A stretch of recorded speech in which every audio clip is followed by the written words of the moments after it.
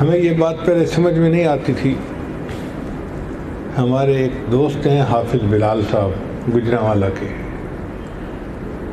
تو ایک مرتبہ بات کرتے ہوئے میں نے ان کو موٹے حافظ صاحب کہہ دیا. چند دن بعد انہوں نے پھر مجھے فون کیا. اب خام خواہ لمبی بات کر رہے ہیں. میں نے ان سے کہا کہ حافظ صاحب بات تو مکمل ہو گئی تو فون بند کریں.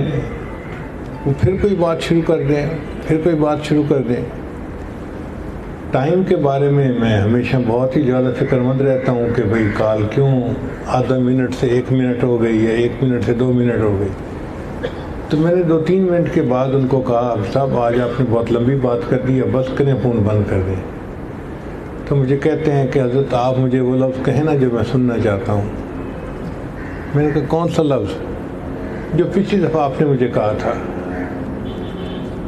میں نے کہا تھا کون سا لفظ؟ کہتے ہیں آپ نے کہا تھا موٹے حافظ صاحب. وہ مجھے بہت اچھا لگا، بس آپ مجھے وہ لفظ کہیں گے میں فون بند کر دوں گا.